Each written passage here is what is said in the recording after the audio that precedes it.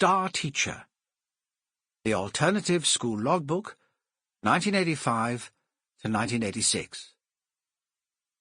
Written by Jack Sheffield. Read by Gordon Griffin. The moral right of the author has been asserted. Prologue. Decisions.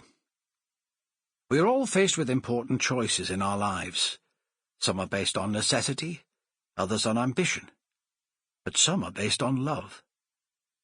So it was during the summer of 1985. My wife Beth had made such a decision. Like me, Beth was a head teacher of a small North Yorkshire village school, and the opportunity of a large school headship had arisen in Hampshire. At the end of a dramatic interview, Beth had turned it down.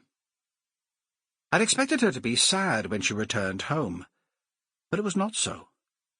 We put our 2-year-old son John William in his cot and crept quietly downstairs. On that balmy evening, as the sun set over the distant Hambleton Hills, we sat on our garden bench drinking coffee and breathing in the soft scent of the yellow peace roses. "Why?" I asked simply. Beth smiled.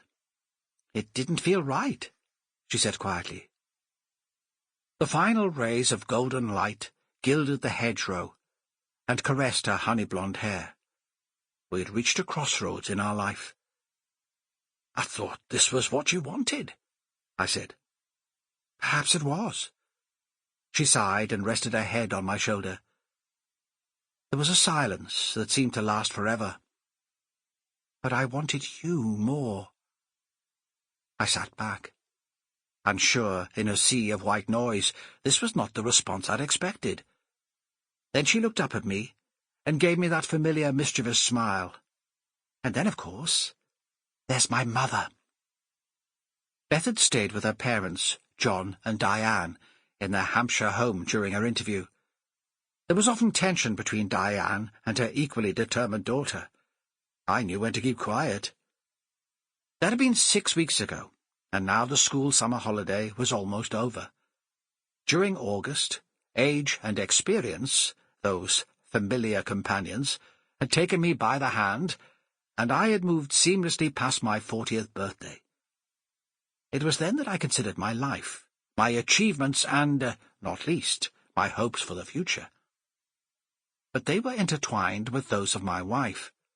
It was a shared destiny, and whatever the pathway, it was one we would walk together. But little did we know what lay ahead. The unknown was just round the corner. Decisions would have to be made, and there were secrets that would have to be kept. The academic year, 1985-86, had begun quietly on a perfect morning.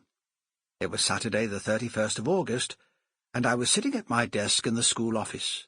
Warm, late summer sunshine slanted in through the windows.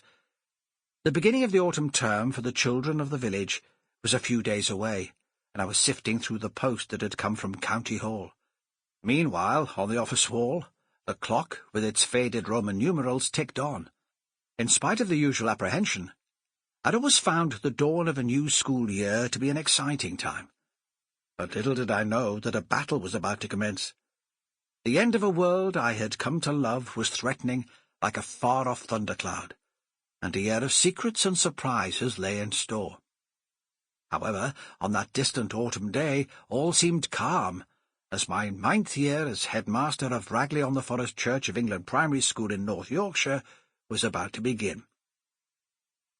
Up the Morton Road, the church clock chimed midday.